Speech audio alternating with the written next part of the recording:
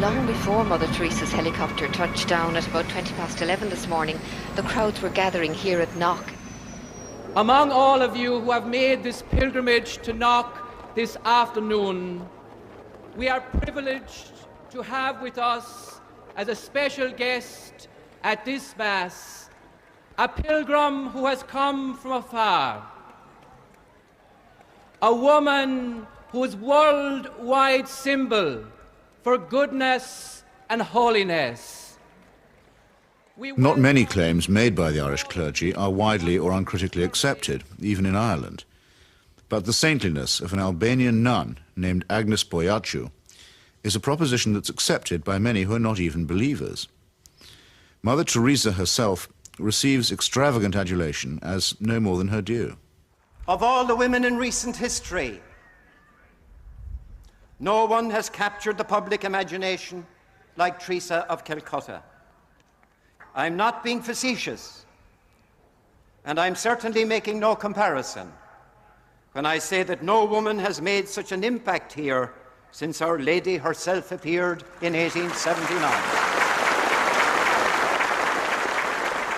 So how did this auction of hyperbole and credulity get started? In that year of grace, 1969, the scrupulously neutral and objective British Broadcasting Corporation permitted that old fraud and mountebank Malcolm Muggeridge to pay a devotional visit to the Calcutta shrine. Mother Teresa, after I met you in London, really the only thing I wanted to do was to come and see you in your work here. Now I've seen it. And of course it's a shining light. Himself arrogant, almost to the point of humility, Muggeridge became persuaded that he and his team had become the divinely appointed instruments of what he claimed was the first television miracle. During Something Beautiful from God, there was an episode where we were taken to a building that Mother Teresa called the House of the Dying, and Peter Schaefer, the director, said, it's very dark in here, do you think we can get anything? And we had just taken delivery at the BBC of some new film made by Kodak, which we hadn't had time to test before we left, so I said to Peter, well, let's have a go. So we shot it. And when we got back, several weeks later, a month or two later, we're sitting in the Rushes Theatre at Ealing Studios, and eventually up came the shots of the House of the Dying. And it was surprising. You could see every detail. And I said, that's amazing, that's extraordinary. And I was going to go on to say, 3 cheers for Kodak. I didn't get a chance to say that, though, because Malcolm, sitting in the front row, spun round and said, it's divine light. It's Mother Teresa. You'll find that it's divine light, old boy. And 3 or 4 days later, I found I was being phoned by journalists from London newspapers who were saying things like, we hear you've just come back from India with Malcolm Muggeridge, and you were the witness of a miracle.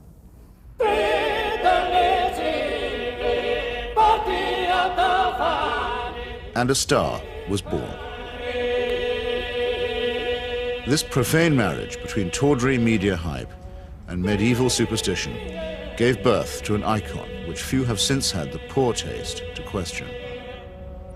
It's like you're actually seeing a living saint.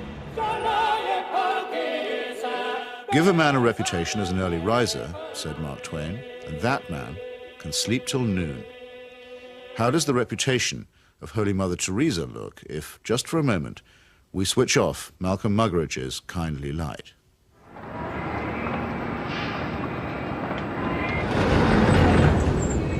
Mother Teresa is a Nobel Prize winner. She's a symbol. People in the West talk about her, so Indians adopt her at that level. The fact that what she does on the streets of Calcutta is really irrelevant to them. They couldn't care about it, and most of them don't even know. But Mother Teresa is the sort of figure you show to visitors.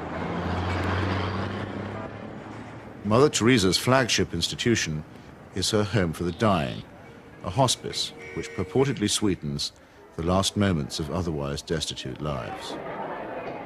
My initial impression was of all the photographs and footage I've ever seen of Belsen and places like that, because all the patients had shaved heads.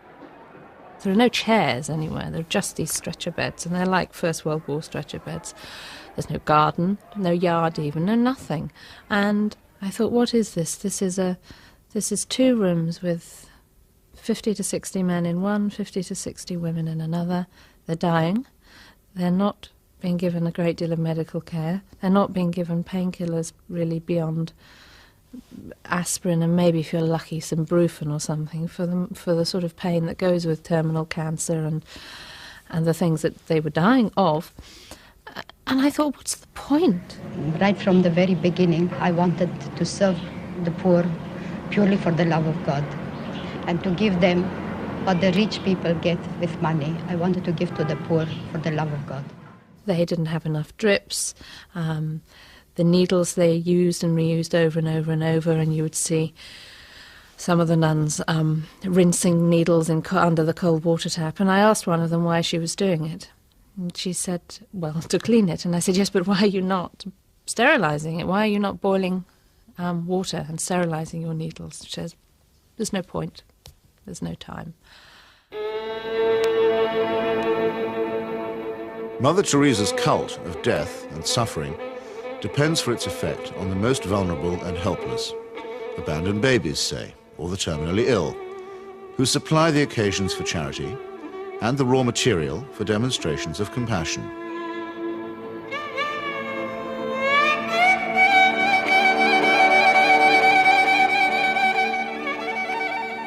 The first day I was there, when I'd finished working in the women's ward, I went and waited on the edge of the men's ward for my boyfriend, who was looking after a boy of 15 who was dying. And an American doctor told me that she had been trying to treat this boy and that he had a really relatively simple kidney complaint that had simply got worse and worse and worse because he hadn't had antibiotics, and he actually needed an operation. I don't recall what the problem was. She did tell me. And she was so angry, but also very resigned, which so many people become in that situation. She said, well, they won't take him to hospital. And I said, why? All you have to do is get a cab, take him to the nearest hospital, demand that he has treatment, get him an operation. She said, they don't do it. They won't do it. If they do it for one, they do it for everybody. And I thought, but this kid's 15.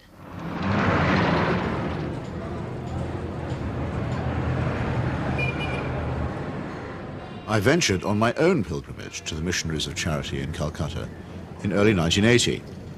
Who could fail to be touched by the work of the orphanage? Not I, though I did find myself a little put off by the mission's motto, he that loveth correction, loveth knowledge. Bit of a workhouse ring to that, perhaps. But it was Mother Teresa herself who completed the wreckage of the effect.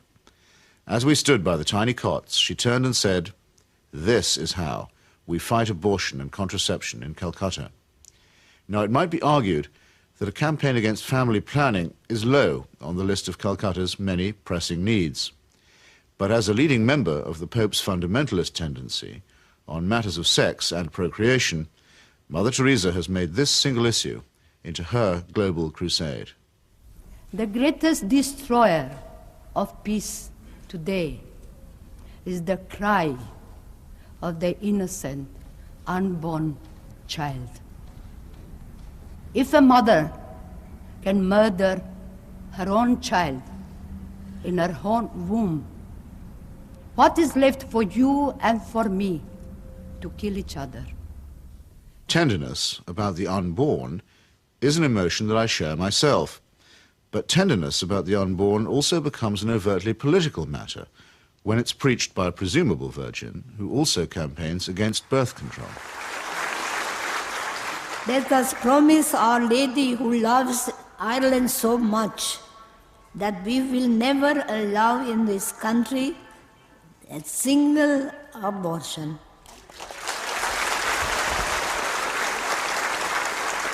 And no contraceptives. Mother Teresa has no politics, so she maintains, and so many people believe. But when she came to London in 1988, ostensibly as an advocate for the homeless, she bent the ear of the Iron Lady and sought to steer her to the support of a bill limiting abortion. The sponsors of that bill, who arranged the meeting, were in no doubt that her intervention was political.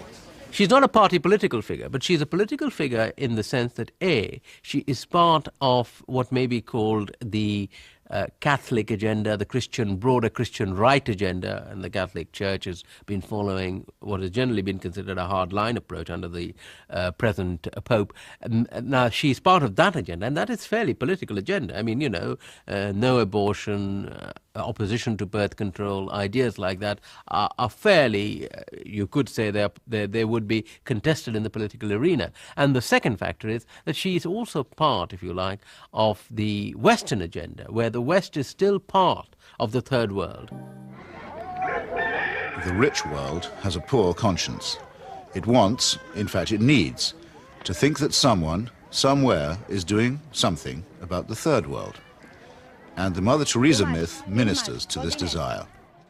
Here is a Western woman who has forsaken her life, albeit whatever life she might have had in Albania, you know, for sacrifice herself for the people of the third world. It makes the West feel better, you know. This is one of us again, once again rescuing the third world. Raising the roof. Yes, raising the roof. He's got his rations. Yes, he's got it, he's cleaning it. And then pecho shop. In the subliminal appeal that she generates, there is something of the mission to the heathen, something of the old colonial outpost, and something of Florence Nightingale. While in the silent and abject demeanour of her patients, there is something of the deserving poor. The great white hope in this iconography takes on the big black hole. And the rewards are by no means all in heaven.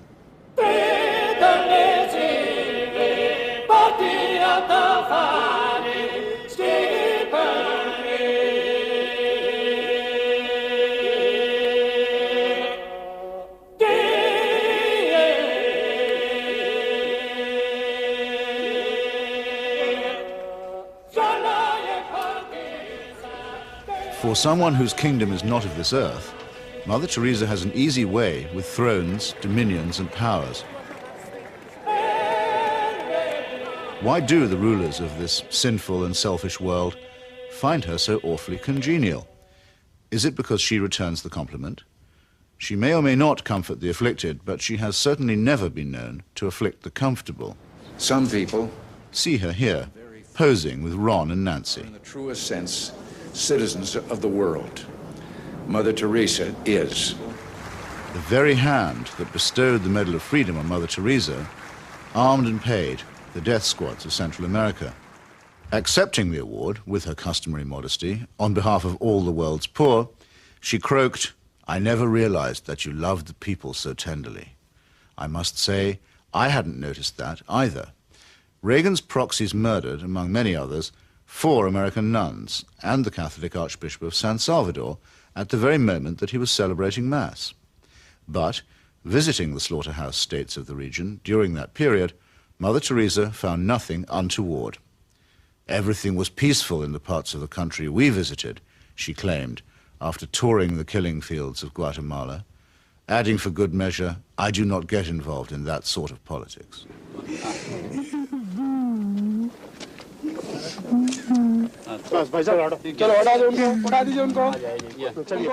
In 1984, a ghastly chemical spill from the Union Carbide plant in the Indian town of Bhopal took 2,500 lives and poisoned thousands more.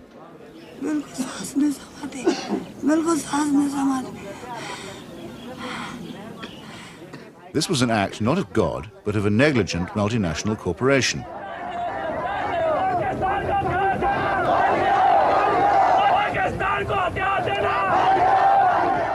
Mother Teresa's advice to the angry victims? Forgive. Forgive. What Mother Teresa has done is she has accepted implicitly the idea that there's nothing much you can do for the poor except take them off the streets and, you know, look after them. You cannot change their attitudes. You cannot make them feel that they have an ability, they may even have the means to improve and change their lives. She's not bothered with that agenda. She's only bothered with the agenda of trying to rescue their souls and make them a bit better before they go on to the eternal life, which is a very understandable, but in fact a very old-fashioned Christian idea. It is not a question of saying, how can we tackle the real problems of poverty?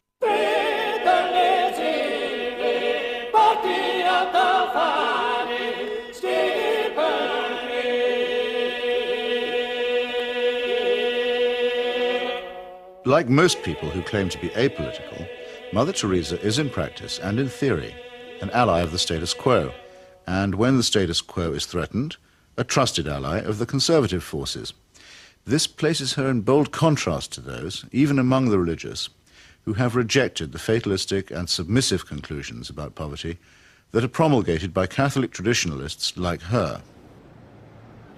With our hands, with our life, with our love, we ask justice, we ask freedom, and we take justice, because the justice is not like a gift which they gave. No, liberty, freedom, they don't give that. We have to take that. And in fact, we go through the streets and we took our liberty, we took our freedom, asking for justice. The Roman Catholic hierarchy has never forgiven Father Aristide, the legally elected president of Haiti, whom it regards as a base heretic. For his efforts to chase the moneylenders from the temple, he was banished from his order and forbidden to serve Mass. To the very last, the Vatican was the only foreign power to recognize the military junta that misruled Haiti. And the ground for this, too, was prepared by Mother Teresa. In 1980, she visited the island and accepted the Haitian Legion of Honor Award from Baby Doc Duvalier. She found much to praise in his corrupt, dynastic regime, telling astonished reporters that she had, quote, never seen the poor people being so familiar with their head of state as they were with the Duvaliers. It was a beautiful lesson for me, she simpered. I've learned something from it. The Haitian people, indeed, could not wait to get close to the Duvaliers, who in their turn moved forever to the French Riviera.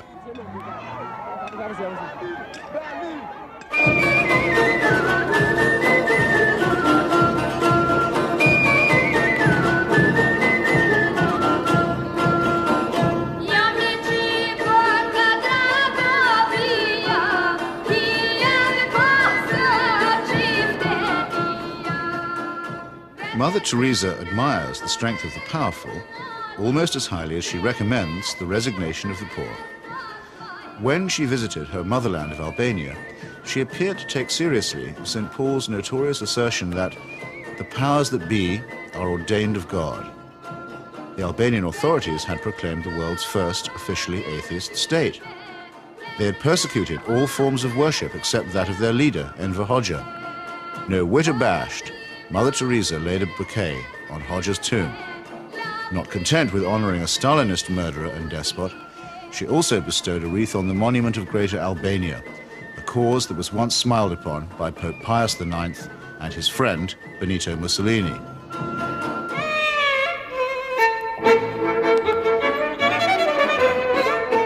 Albania is, for secular reasons, quite rich in orphans. So there was ample scope for an orphanage specialist to praise the institutions of the regime while keeping silent about its victims.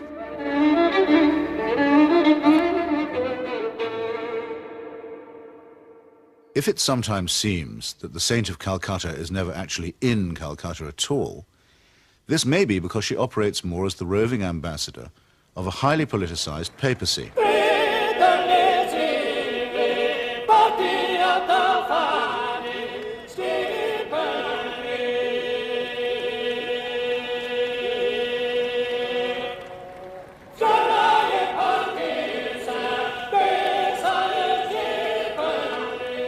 Vatican foreign policy has taken her from the shores of Lebanon, where the Roman Catholic militia perpetrated the mass murder at the Sabra and Shatila camps, to Nicaragua, where the cardinal was the patron of the Contras, to Armenia, where she helped Mother Church gain a foothold in the Soviet Union. In return, the present Pope is known to have placed her on the fast track for canonization. This is the kind of politics in which she does indeed get involved. Sometimes when I think of Mother, I wonder if I've done just right. Though I'm many miles away, I can almost hear her say, where's my wandering boy tonight? Robert Maxwell's genius for self-promotion made a nice fit with Mother Teresa's talent for fundraising. It became hard to decide which of the two was using which, or was it both? Ever since In the United States, Mother Teresa accepted well over $1 million from Mr. Charles Keating, a right-wing Catholic fundamentalist and anti-pornography crusader who was also a California savings and loan tycoon. Mr. Keating's problem was that he was using other people's money. He's now behind bars after the greatest scandal in American financial history. But while he was flying high, Mother Teresa flew right along with him. She got the use of his private plane. He got a personalized Mother Teresa crucifix, which he used to store up treasure on earth. Let's get him out of here. Why should the missionaries of charity have such a special vocation for work among the rich? And does Mother Teresa pick frauds because they need her help more than the honest billionaires? It's not a question that she's ever answered, but then, in the prevailing atmosphere of piety and adoration, it's not a question that she's ever been asked.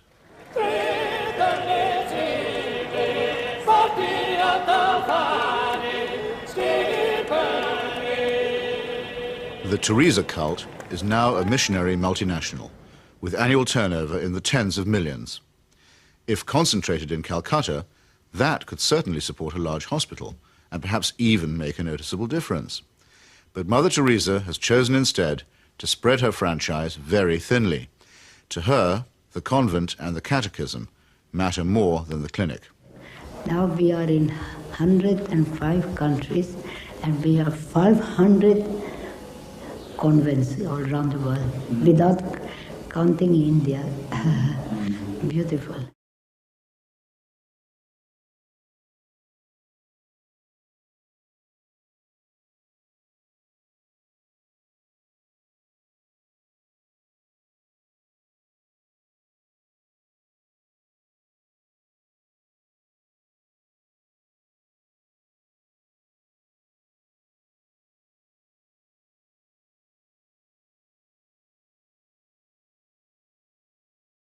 Modesty, simplicity, humility. By these canonical keywords, we are taught that we may recognize saints. Yet Mother Teresa regards herself as mandated by heaven, which is hardly modest. She lends spiritual solace to dictators and to wealthy exploiters, which is scarcely the essence of simplicity. And she preaches surrender and prostration to the poor, which a truly humble person would barely have the nerve to do. When she speaks about private or public morality, opposing family planning, for example, or defining abortion as quite literally the greatest threat to world peace, she takes on the grim and tedious tones of the zealot and the fanatic. In a godless and cynical age, it may be inevitable that people will seek to praise the self-effacing, the altruistic, and the pure in heart. But only a complete collapse of our critical faculties can explain the illusion that such a person is manifested in the shape of a demagogue, an obscurantist, and a servant of earthly powers.